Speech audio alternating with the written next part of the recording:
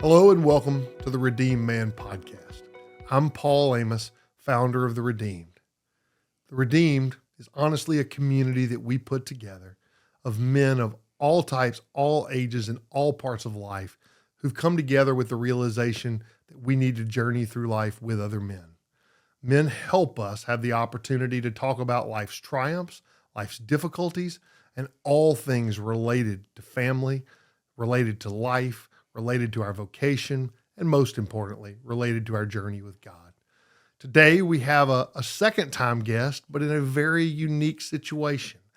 Payton has been our first new hire since Nate Dewberry, the executor of the Redeemed, is now with us and a leader of small groups. And so, Payton, welcome to the show, and thank you for being here under very different circumstances. Thank you. No, I truly, I'm humbled and I'm grateful. First for you. I know life's journeys always take us into unexpected places, and your journey led you to founding the Redeemed, opening the door for all these different men to be able to come and journey through their pain and their spiritual walks with Christ. And so I want to thank you for having the heart and the vision to be able to get through your journey and then open that door for men. And I'm truly humbled to be added to the team. Definitely was kind of shocked and a little bit taken back. Nate and I were able to create a friendship over the past 2 years or so, and to go from being in groups together to being brothers in arms spiritually and walking this journey. I was in a interesting place about 6 months ago, trying to figure out what the future looked like for my family and I, as I had been in ministry prior to the pandemic. And then coming out of the pandemic, I found myself in higher education for 4 years. But when God puts a calling on your heart to serve his people, to serve his church, and it was that voice started really coming back to life.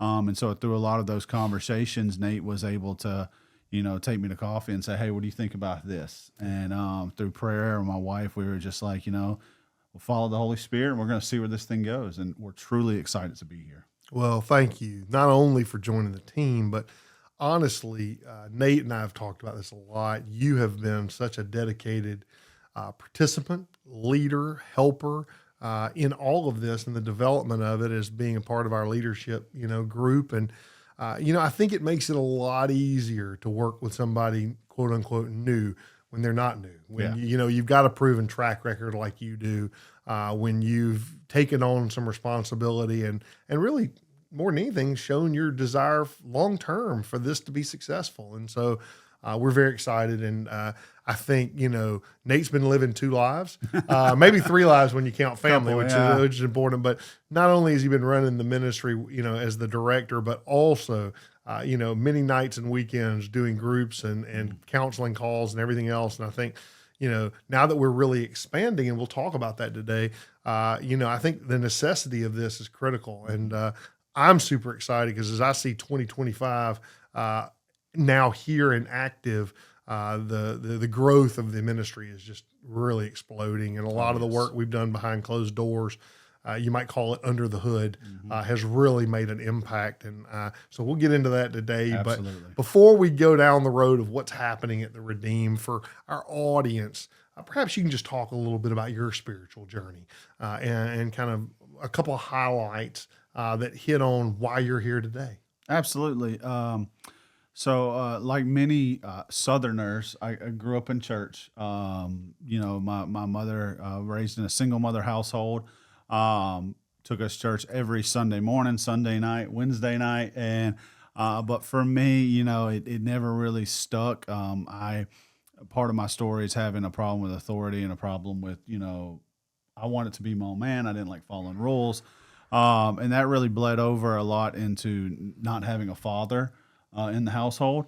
And so went through life just really rebellious, joined the military directly out of high school, went to the Navy. Every man in my family, my grandmother had a military room and had our family history tracked all the way like pre-Civil War of all the men that had served our country. Oh, how cool. Oh, it was phenomenal. I mean, it was one of the greatest things. You walk in there and there's just history. And So like every man, I joined the military expecting that to be, 20 years, then come out, get a blue collar job and school. None of that was something men in my family did. Um, about 2 years into service, I went through a traumatic experience and kind of really just had a big mental breakdown, dealt with depression, PTSD. I actually, for the first time in my life, I was like, I think around 19, 20 years old, I met my father for the first time. Wow. That conversation did not help. It didn't go well, let's just say, and that led to more of that snowball effect. Ended at really around 2008, being at the end of it, being discharged from the Navy, dealing with a lot of my issues. Um, I lost all identity. I lost my brotherhood of the guys that I was serving with. I lost my vision for life. It's like, what do you do now? And ended up spending 2009 in really a drunken blur. I have friends that tell me stories. Like I remember bits and pieces, but went through a really horrible 2009. And this is the sovereignty of God. Was right at the beginning of 2010 is when India, my wife, came into my life. Wasn't looking for anything, and because of her, it took a couple years, but because of her, I really wanted to be a better man. I knew like I didn't have a vision for my life. She was it. She was going to be my future. She was the person I loved. And so through that, she's a PK. She's a pastor's kid. I was like, all right, I need to like try to impress her dad or impress her a little bit more. So I started going to church. And during that time, actually, the church my grandmother and my aunt were going to, they said this gentleman was the pastor there, and I knew the name, and I was like, the only guy I know by that name was my assistant principal in high school, and I promise you, he wasn't a Christian when I was in high school. Go to the church, find out it was him. He had had a huge encounter with God. He would walk, he had stepped into ministry full time, and because he knew my past, and he was previously an athletic coach, he had sons and things like, or a son. He really became a spiritual father for me and led me to Christ. And then so November 2012, turned my life over to Christ fully. And from there, man, I can say this past 12 years have been incredible. They have not been without hurt, without sorrow, without struggles in the walk. We had our son in December 2013. He was our honeymoon baby. Came out of nowhere, and I think that was part of God's plan, because 3 weeks after he was born is when I felt the Holy Spirit in a quiet time tell me, hey, he used Jeremiah 1:5. I knew you in the womb before you ever formed. I knew you were going to speak. I knew you were going to serve basically in the ministry and in my people. And that verse really grabbed me, and the Holy Spirit said, this is what I'm calling you to. I want you to serve. I want you to be a soldier for the Lord, which that helped give me vision for life. Stepped into that. That led to going to college. So I went to college as a 26-year-old as a freshman in college, and had an incredible journey. While in college, I was able to serve as a youth pastor and as associate pastor. And during that time, my wife and I started our own nonprofit that was called Raising Warriors, and it was geared towards fighting child sex trafficking. Oh, wow. We became advocates against child sex trafficking, and we ran that for 4 years, from 2016 all the way to 2020.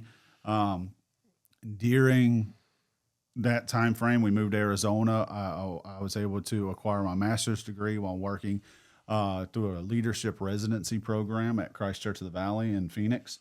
And then after that, I was working for a nonprofit in Phoenix.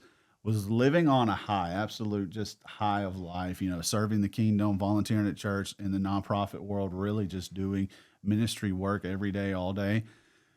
And then March 2020 happened. Yeah. And as our family, I was laid off from my nonprofit. We lost 70% of our givers within 6 months. Oh, wow.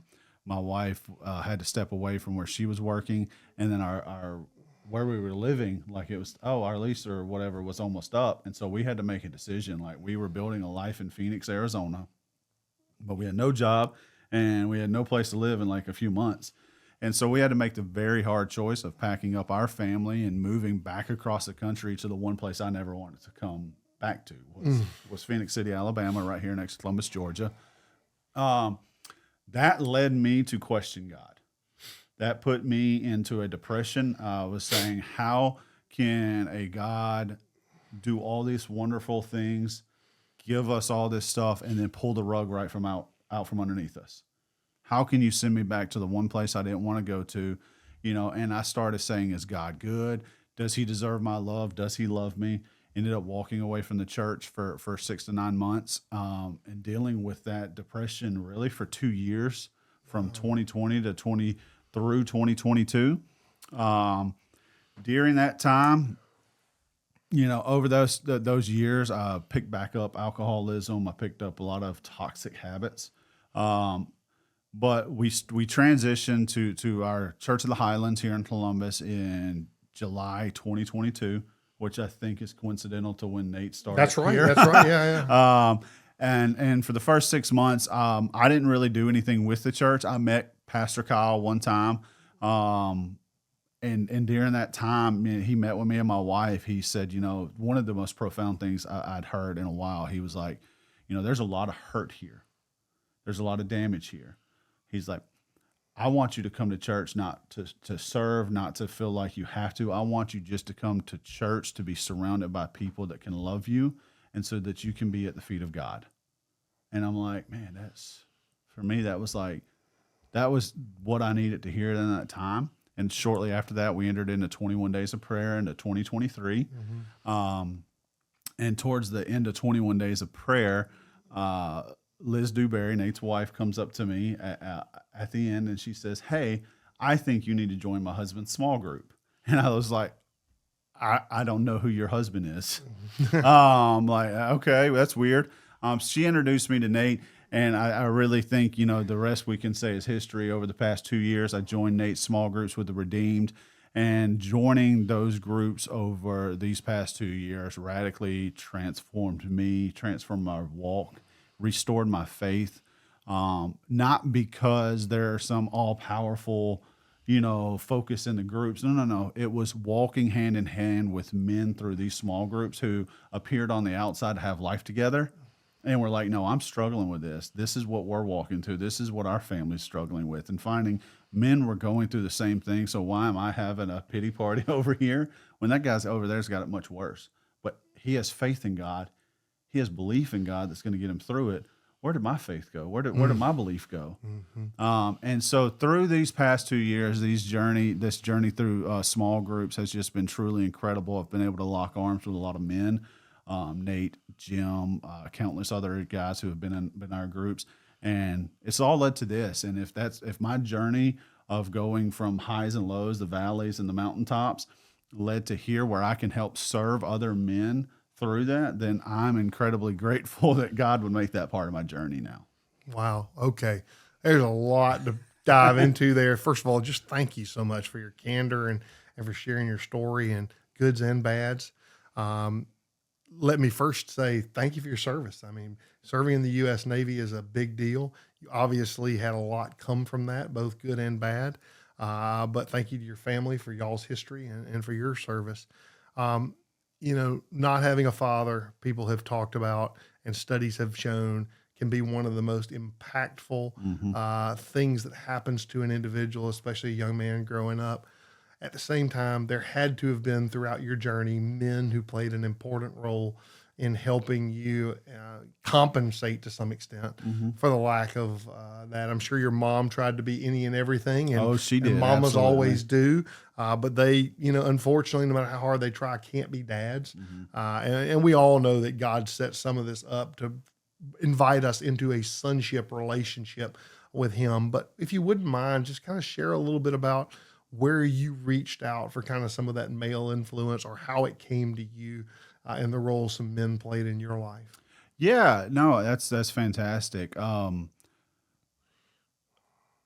Through my youth, I had a few men who were impactful for me. 2 of them were youth pastors. One was a scoutmaster. My mom would always try to keep me in those organizations, and I 100% loved being in youth, being in scouts. Still found my way into trouble. But they were able to give me words of wisdom during that time. Brother Wally, God bless his soul, he passed away a few years ago. I remember when I was 15, we run a church trip, and I made a mistake, and he looked at me. He goes, sometimes you could be an idiot. He says, but if you ever were to let God really grab hold of your heart, you could really do some kingdom work. Wow. And like that, like in that moment, I was like, dude, what are you talking about? Because I was 15, I was trying to have fun. Now down the road, I'm like, he was speaking words of wisdom. When I came to Christ, Brother David was huge, became like a spiritual father to me. Every Wednesday night, we would meet in his office with 4 other guys around a table, and it was iron sharpens iron. It was called Iron Men. And for like, I want to say 3.5 years, every Wednesday night, we were in there studying the Word of God together. Wow. He was forging us for battle. So he was truly impactful during that whole walk of my life, because he had battled things, alcoholism, stuff like that I was going through, and he was able to help guide me through that. While I was in college, Mr. Huxford was definitely a huge spiritual advocate, spiritual guide. He was a professor of mine. He's been with Point University. I think he's been a professor there for 40 years. He's been in ministry for even longer. He is just, I mean, when I talk about a well of spiritual knowledge, I could just go sit at his feet and listen. And he's not a long talker. So when he speaks, it's like, you better have a notepad ready. E.F. Hutton. And then definitely the other spiritual person would be my father-in-law. He's been in ministry for 30 years now. And watching him walk, learning his story too. And that's the thing, we've a lot of us who grow up in church, we put pastors on a pedestal, not knowing they have a story too, and they have struggles too. And I was able to watch him walk through a lot of these things, learning about his life pre-Jesus, and now as a leader in the church. He's a district superintendent in the United Methodist Church, and if you know anything that's going on with United Methodist over the past like 7 or 8 years, they're splitting. He's been a leader through that, and he's seen the dark side of church, the dark side of that religion, and watching him walk through that for me has been like, oh my goodness, this is incredible spiritual leadership. Just be able to soak in that knowledge of a guy who's getting on his knees at 4 a.m. praying and asking God, hey, I'm your vessel. How do I handle this? Because this is happening to all these churches, and I'm supposed to be the voice. And so watching him walk through that. So those really those are like my key. Like if I'm talking about my Mount Rushmore men in my life, those are who I'd put up there. Yeah, I think that's such an important thing that you shared, because I think for a lot of our audience, some have been blessed with fathers who have been deeply engaged in their life and had a profound influence in a way that developed their character and who they are, and perhaps even toward their faith. But for a lot of guys, that's not the way it worked. And thank you for kind of sharing who had an impactful place in your life and kind of through your journey. It is interesting to think about father-in-laws and the strength and the role they can play. Not expecting when you meet the perfect wife that father will be the person who comes in and really plays that role, but that is an important one. When we started this journey, when I started this journey in 2020, I will tell you that my first vision was for men already in crisis. I'd come out of a personal crisis of my own in 2017, and I just wanted to help guys that were already hurting. The reality is, though, men needed to find out how to get help before they got into the crisis. They needed help and a brotherhood that walked with them and perhaps caused them not to step over the ledge. I mean, you mentioned depression. The reality is we know that's chemical, and we know that that's not something you can necessarily avoid. There's situational and other things, right? That's not a choice you made. But there are also things that we encounter like alcoholism and other things that, we can argue about what role kind of choice versus life and everything else plays in that. Talk a little bit about, how you assimilate to those people who are joining the redeemed, both people who are already struggling, as well as people who may not realize yet the importance of this in the life that they have because they haven't been through the trials and tribulations that they probably will encounter Oh, in this life that is not guaranteed to be happy. yes. I mean, what's the old saying? You're either going into a storm or you're coming out of a storm. And that's something I think we all keep in the back of our minds. For guys, I think who are struggling, who are dealing with a lot of different things and they need help or they don't know really what they need. One of the biggest things we're seeing now is guys are like, hey, I saw your advertisement on Instagram or Facebook and it just intrigued me. And once we get into conversations with those guys, finding out their story, yes, I'm dealing with alcoholism. Yes, I'm dealing with a pornography addiction. I have anger problems, XYZ, depression, 100% chemical imbalance. I'm not one to say go fill yourself up with drugs. No, go find professional help. They'll get you medically balanced. I've walked that journey with loved ones in my life. Not everything can be settled just by I'm going to stuff it all inside. No, certainly not. You're not that old saying, pull yourself up by your bootstraps. Like, yeah, I can get it to a certain extent. But when you're coming into this environment, honesty and vulnerability really needs to be considered as a factor and not vulnerability as it's a weakness, but vulnerability as an opportunity. If we, I heard in a podcast recently, a pastor talking about vulnerability and with some of the guys that he has walked through life with over the past 20 years. And vulnerability is not this weakness that manhood has, we've created over time that men, you can't be vulnerable. You can't be weak. You have to be tough. Well, that just creates it where you have a cup of water full to the brim. You hit that table, something's coming out, whether it's anger, whether it's whatever. And so vulnerability, being able to come into these groups and saying, I'm willing to take that first step of being authentically true, authentically honest with other men. It does not happen overnight. It was probably my second or third group, I think, before I started opening up fully. I found relationship with Nate and like one or two other guys where I can meet one-on-one personally. That's highly important. Come into group. Don't ever expect change just to happen at a drop of a bucket, first session. No, come in, be willing to go the distance. This is a journey. It's a lifelong journey. What we're trying to forge is brotherhoods where guys are willing to walk with you during these seasons. And if you're a guy who's not ever really experienced, you're like, you know what, my life's been good. I graduated high school. I had a good family. I went to college. I've got the house and the white picket fence. Like if you're living that dream life that some of us aspire to have, fantastic. But I guarantee you there's stuff under there. There's hurt under there somewhere. There's somebody said something, somebody did something to you that's buried deep.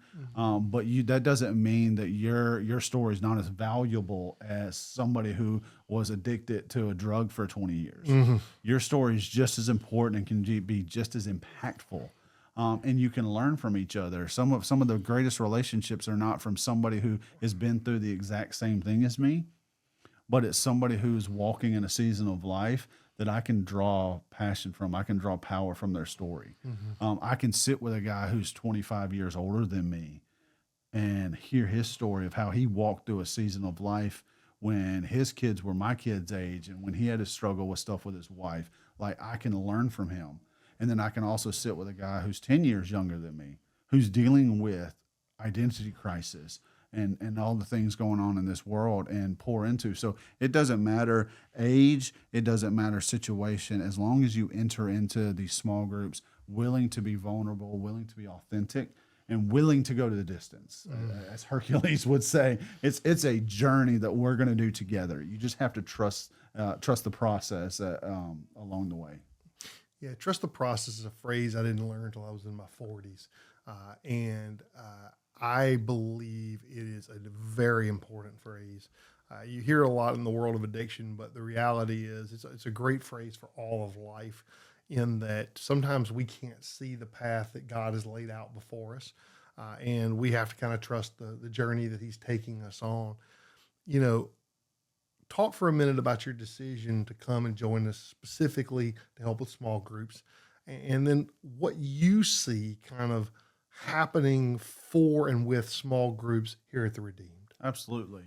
Um, the decision, I want to say it was an easy one. I feel that like being around the community for the past 2 years made a great influence to that. It made me see the value that you have as a leader, that Nate has as a leader, what you're putting into it. You're not just trying to throw something together so you can say, "Hey, look, we started this." No, no, you've created something that goes deep and that's making an impact. Um, Now all across the country. I mean, from coast to coast. It's pretty exciting. It's pretty crazy how quickly like the fire flame has taken off there. But what excited me was I was at a spot in my life, and I'd never expected to work in higher education. That kind of just happened after the pandemic. Spent a year and a half at Point University, my alma mater, which I was extremely thankful for. Even though I was not in the best frame of mind while working there, to come over here to Troy University, and everything I was able to do that my boss allowed me to do. She allowed me to go in the community and help with developing programs, help have impact, help working with youth and adults. And I saw through that work is like, man, I'm doing ministry. I'm not in a church. I'm not in a nonprofit. I work for higher ed, but I'm doing ministry and I'm impacting lives. And that's what I think really stirred the Holy Spirit saying, "Hey, I want drawing you back." And the Redeemed, when Nate came, I was like, man, you don't even have to ask me. Like, I would still be willing to help and lead and guide and direct just as a volunteer. Like, that's how much I loved what y'all were doing, because y'all were that impactful for me.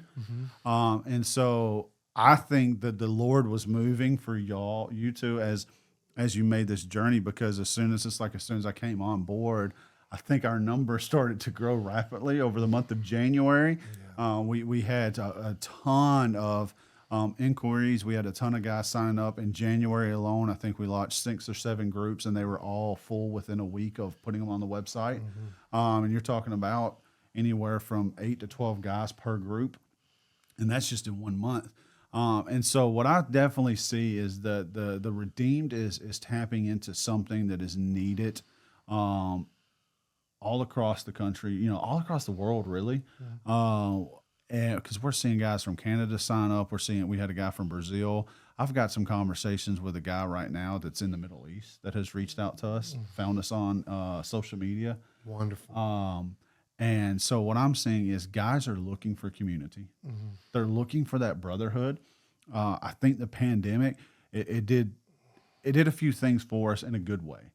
One, it made us realize that we're not meant to do this life alone. Everybody got locked up. Everybody was, quarantined, which is a toxic word now. But it made us realize, you know what? I'm lonely. I need somebody. But it also opened up the door for online small groups. It opened up the door for everybody's using Zoom or Microsoft Teams or whatever platform you're on. It made us more comfortable with that. And so what you've now done is taken something that happened in a crisis, and you've turned it into a tool for the kingdom. And guys from all over. So one group I'm in right now, we have a guy from New York, we have a guy from Florida, we have a guy from Iowa, we have a guy from Arizona. We've got them all over. I mean, we got guys from California tapping in. Phone call today with a guy from California that's coming up here. Can't wait to hear his story and tap into him. So guys are looking for this, and it's, hey, coming in, what we see is we're seeing growth. All right, so how do we take that growth and we strategically use it for the best kingdom impact? Well, what that looks like is, we're definitely going to need more small groups because they're filling up as soon as we launch them. So with more small groups comes more leaders. Yeah. So we got to have to create some leadership training, which Nate and I are now working on, some leadership development sessions. So if you've been through our small groups, you know what the formats are. So you'll be able to go through this session with one of our leaders and get trained on what it is to lead a small group. And then for us as the staff, we want to pour into our leaders. Our leaders are pouring into these men. It's our job to make sure our leaders are taken care of, and so we want to create up a pattern of care for our leaders and our participants, all of our men coming along. Then we're offering up opportunities now of guys who might still be skeptical of this whole thing. Like, Hey, what is this really about? I'm not sure about online groups. I'm not sure about, this language of vulnerability. So we want to offer up introductory opportunities for them. So hey, don't commit to a small group. Come join us in Starting Point. Starting Point, it's a 1 hour kind of webinar session where you hop on. You'll hear from either myself or Nate. And we'll talk about what is the redeemed, what is our mission, what's our focus. We'll be able to answer your questions. We'll be able to have more of a group setting that's laid back, kind of talk to you. And we're also open for a phone call. Like if you can get on our schedule, we'll do one-on-one phone calls, periodically with people. But the biggest thing for us is as we're investing in men is to making sure that we're authentic and spiritually guiding them. We have to be pointing it back to Scripture. Yes, we can form a brotherhood, but that brotherhood has to be surrounded in Scripture and prayer, creating prayer teams, different stuff like that. So we want to provide a community to where we're building up men. We're building up a spiritual army across this world of guys of saying, hey, I live in Boston or I live in Seattle or I live in the cornfields of Iowa, but I have a brother in Christ that I can call at 2 a.m. and he's going to get on his knees and pray for me. Like we can add all these programs. That's the most important part is that brotherhood bond of you being able to call those 2 or 3 men that you're building that relationship with, and they're dropping what they're doing to get in the battlefield with you. Yeah.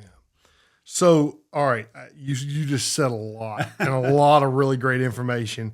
And if it's okay with you, I'm going to call a little bit of it out again just to make sure our audience heard it, understands it, and has a feel for what it's going to be like if they choose to do it. The process of coming on board. You mentioned that, someone who engages with us, who's looking for that experience of getting into community with other men, has an opportunity to sign up for a group, to go through Starting Point, to learn about the redeemed, what we do, what our values and mission are, and ultimately then begin with the potential for a one-on-one conversation before joining a group. So from the outset, what I hear you saying is we are immediately engaging with someone, helping them figure out where they're going to go. Talk a little bit about how you lead them toward a specific group. There are a lot of groups out there that we're doing, some varying up in different curriculum. And how do you assess based on the person and what their needs are, getting them into the right group with the right group of people? That's a great question. Discernment definitely comes into that. So we have a few groups that are entry level startup groups. So Man Q's is one of them. You'll see that out there. You'll go, what's Man Q's? Well, Man Q's is they're open up 6 weeks at a time.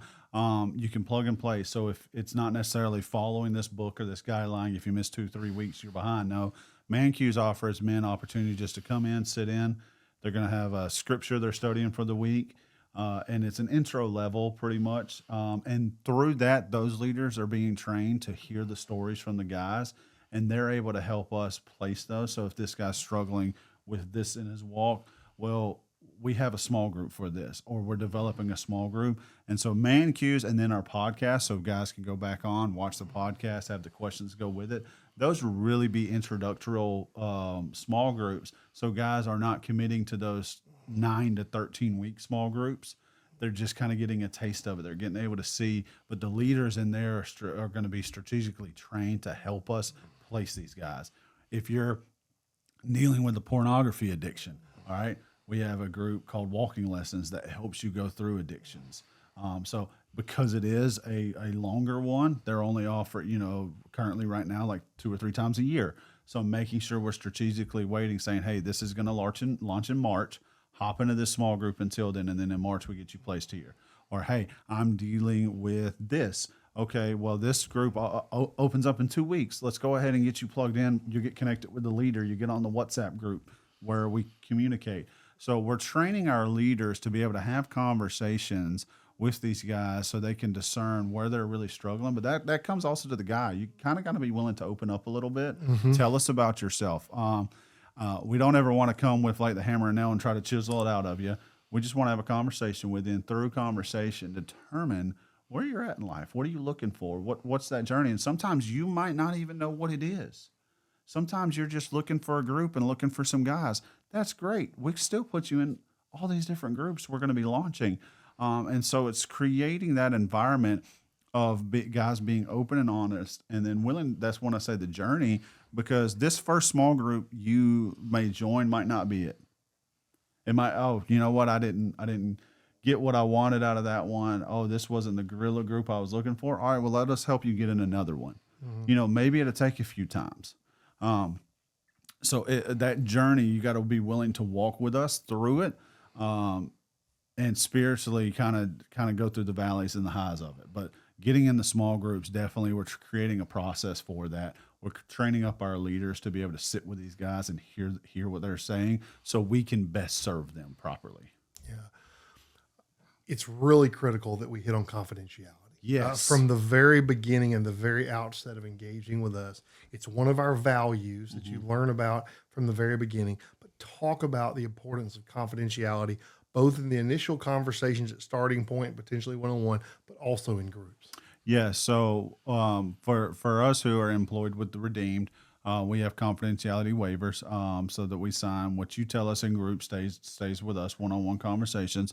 We're not going out there and putting your story on social media. We're not telling your story to all these other guys and laughing around the table or something. No. You have a story just like I have a story. We're going to keep it.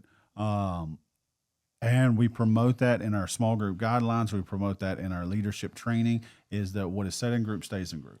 Your group leader can come to myself or Nate and say, hey, this guy is dealing with this. How can you coach me on how to lead him? We'll have that conversation. But when something's said in group, if somebody comes out and says something that could be devastating to their family, these guys are not going to go out and broadcast this to the news. Like, this is like going to stay internal, and we're going to honor that. We're not counselors. We're not licensed professionally in counseling, but we are providing a service where you can open up and be authentic. There's no judgment. There's going to be spiritual guidance and spiritual conversations, and it keeps it in a tight-knit group. Yeah, that is so critical. I mean, I've been in a bunch of different small groups for a variety of reasons, and the groups that were most successful were the ones where confidentiality was not something you even had to think about because it was so guaranteed. And speaking, and when I talk about vulnerability, when you're being vulnerable, you're opening up to not necessarily a group of 12 guys, but maybe you find 3 or 4 guys in that group and you start opening up to them on a deeper level. Your vulnerability, you're giving that person ammunition that could probably be used against you, but you have to trust them. You have to trust in the Lord that instead of it being used against you, that they're going to use it to help you on that walk. I would say not to, put all your borders up and all your walls up that us men like to have. Start pulling them back. Start being honest. Start being open, because when you start doing that, we can be more effective in helping you spiritually through the journey.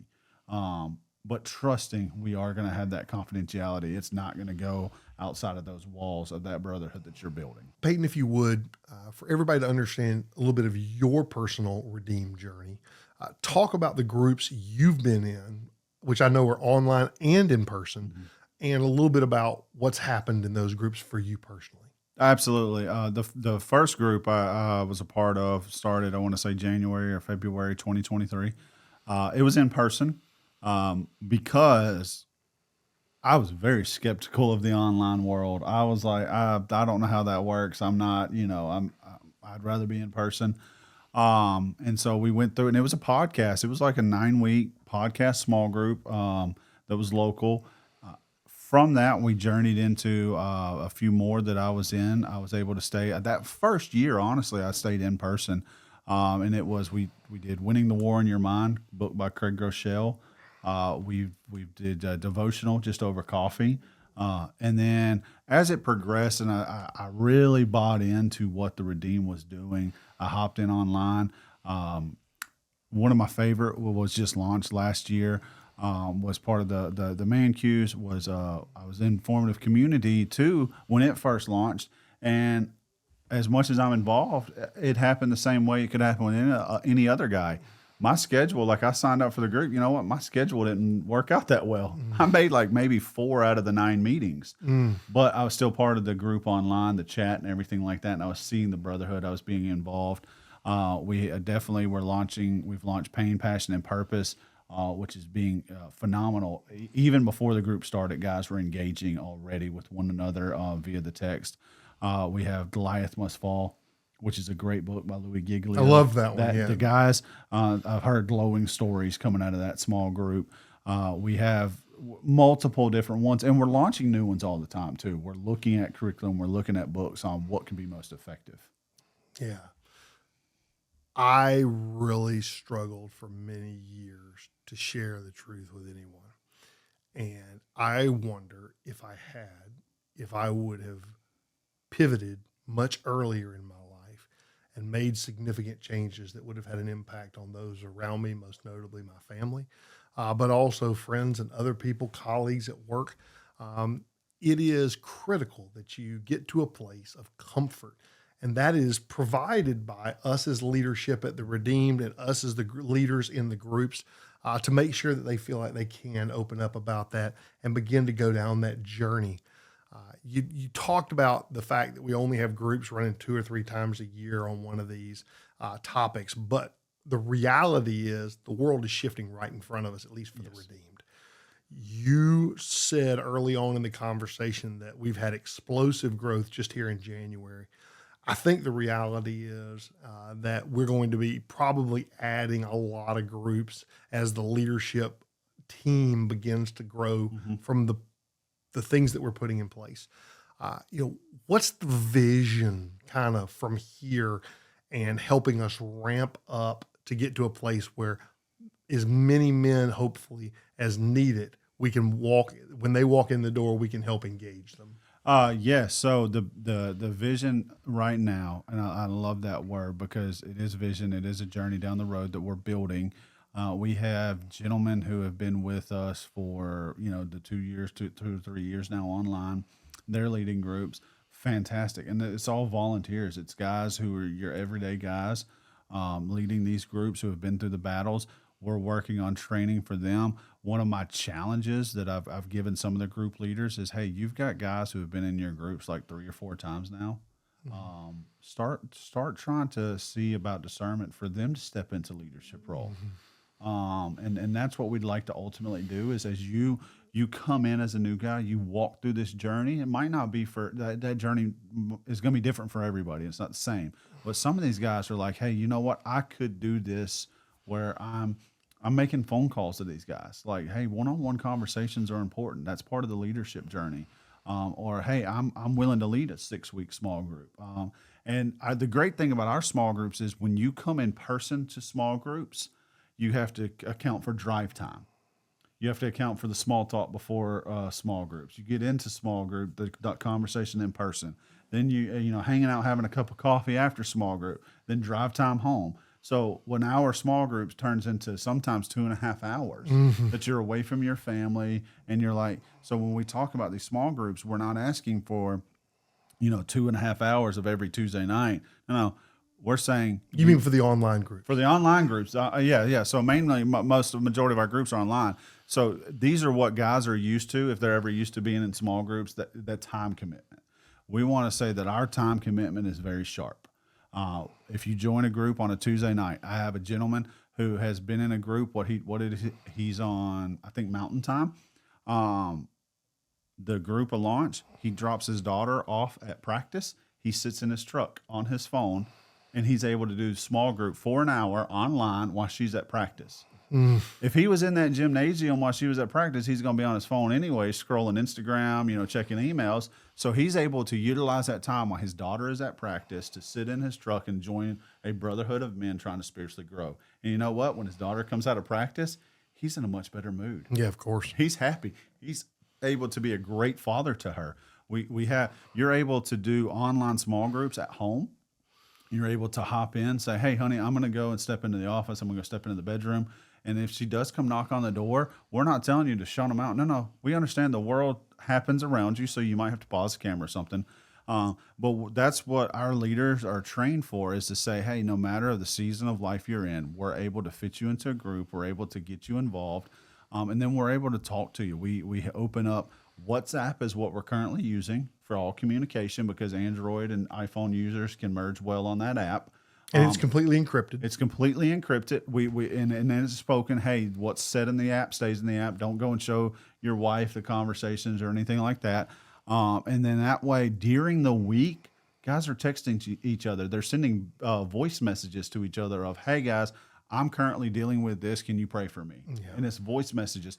So, yes, you're committing an hour, possibly one night a week, if you join 2 groups, 2 nights a week.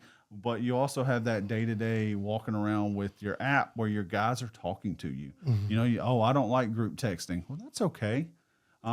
We find somebody in the group, your leader, text you one-on-one if you're not responding. Your leader's trained to say, hey, this guy's not involved really on the app. Well, okay, maybe he's not comfortable texting. There are people that don't text all the time. Give them a call. Set it up where, hey, we're going to have a conversation. Or, hey, I operate better with emails.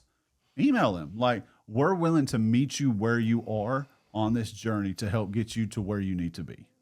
Meet you where you are is such an important phrase.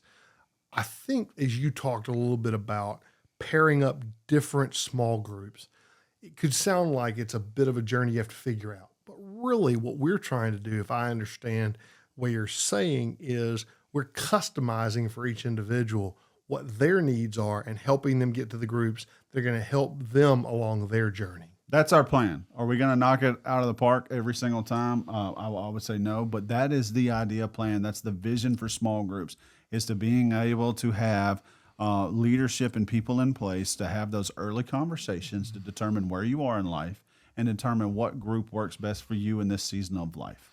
Because a season of life for a gentleman who is an empty nester and that's retired is completely different from a guy who, like me, full-time job, kids and activities 4 nights a week, with stuff on the weekends like we all have different seasons of life. So we're training our leaders to have those conversations, understand where you are, and determine how can we best effectively serve you through our service. Payton, I want you to talk a little bit about the vision you have for where groups are going from here. Okay. 2025 is, I feel like, going to be a fantastic year for us. We've started already formalizing our training for our leaders. So we've been training our leaders on how to have conversations, how to help place people in groups. So we're investing in our leaders consistently. We're making sure they're prepared. So when you call or when you text or when you email, they're able to communicate with you properly.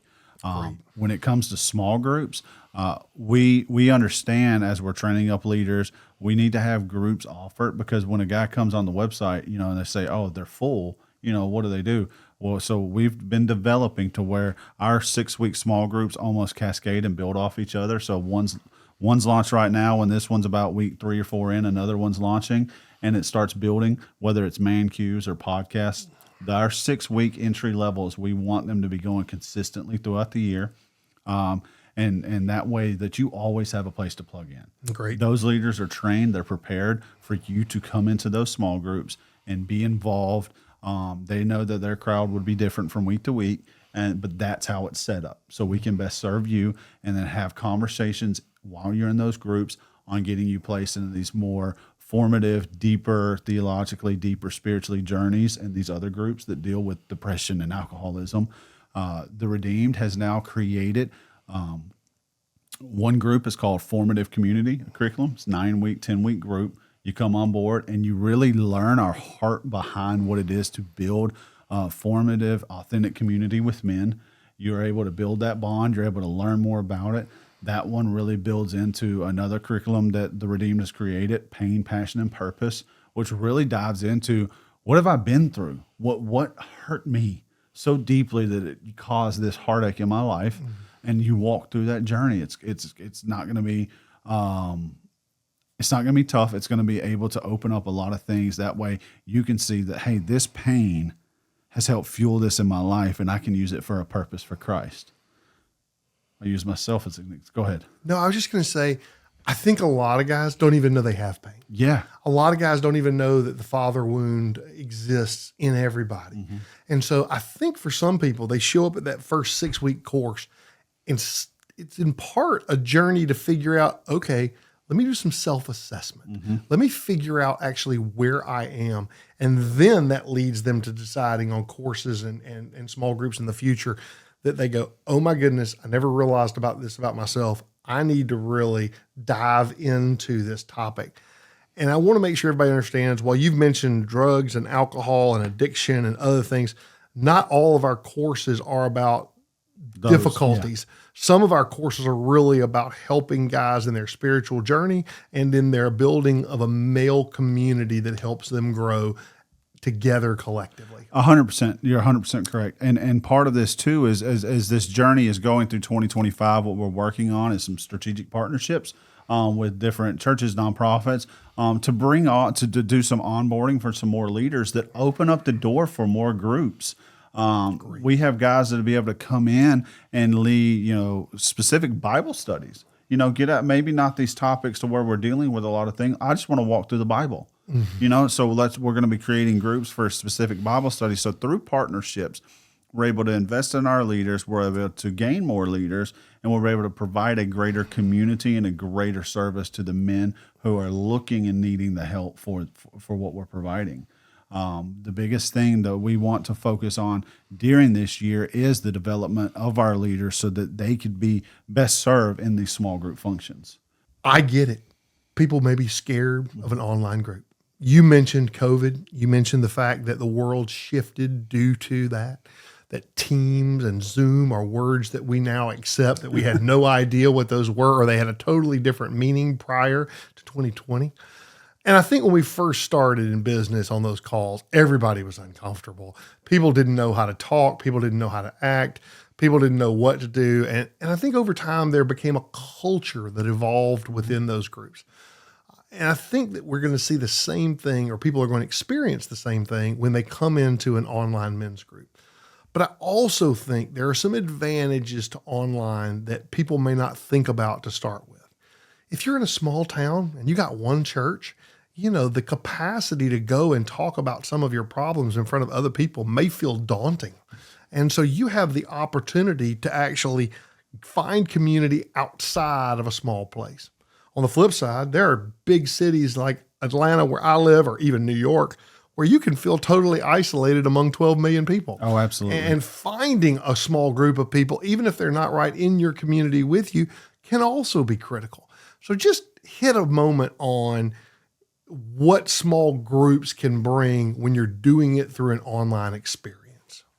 One of the best things we offer is we provide that hour online group where you can connect with anybody across the country. But through that online group, you're building those brotherhood, those bonds from your stories, from your testimonies.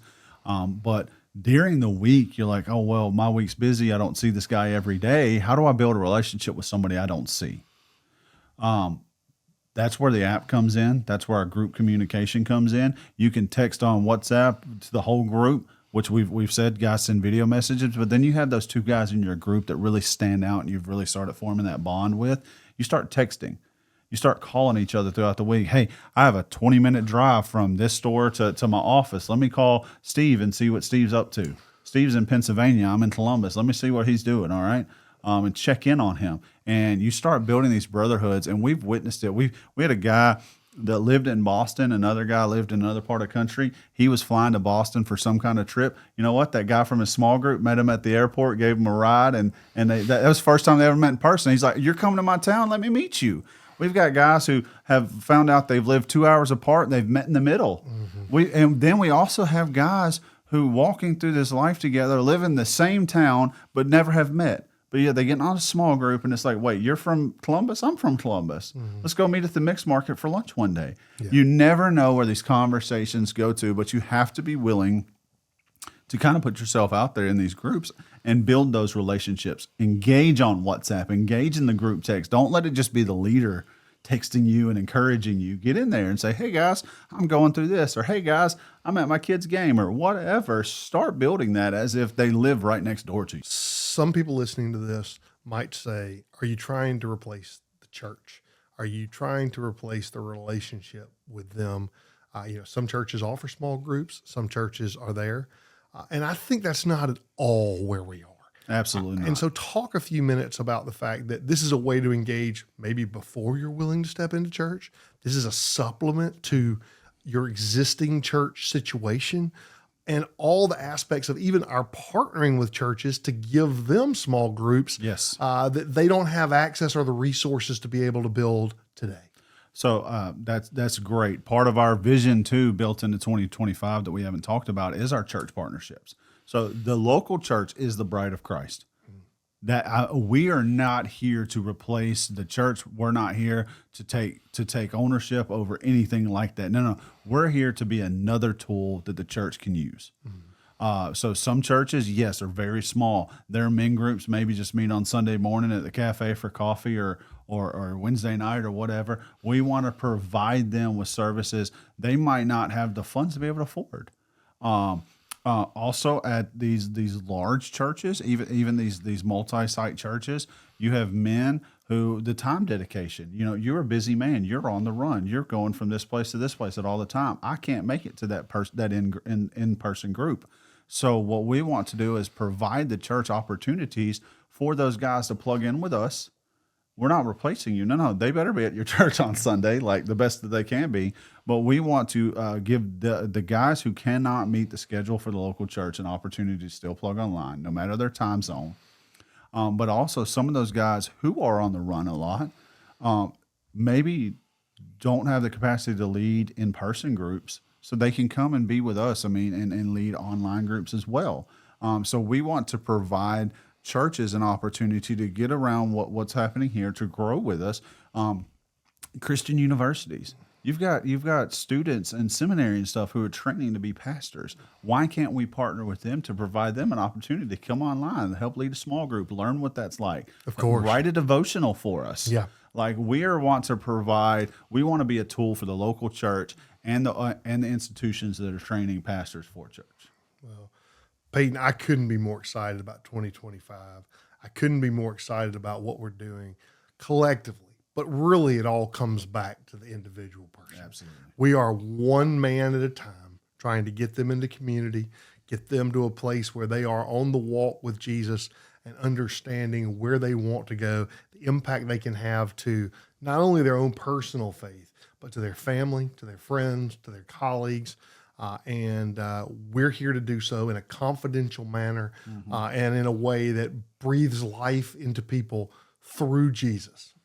100%. And I'm truly excited for what's to come. I'm truly excited for what you're building, your vision. I'm so humbled to be a part of it.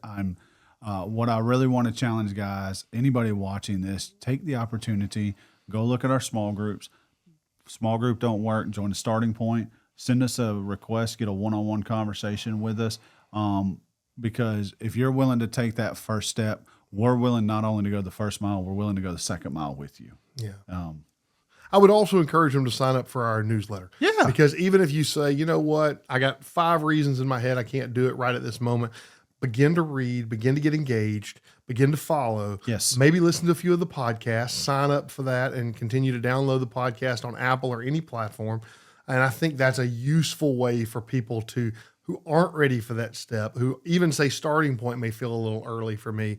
That's a way they can begin to become engaged. Yeah, go follow us we're on Facebook, we're on Instagram, we're on YouTube, we're on all those channels. Go follow us, like our content, share it, engage with it.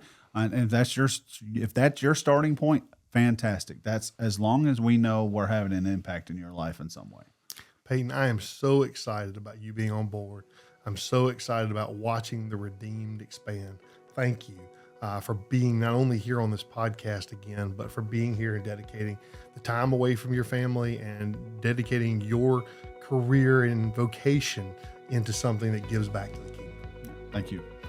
To our audience, I want to say thank you so much for taking the time to listen today. I hope it makes a huge difference. We bring you a lot of different things through our podcast and stories, but today was, I think, something special, and it really gave you an experience and conversation around what we're doing for you and the possibilities that can be there for you when you're ready for them. Thank you for your time tonight. God bless and Godspeed.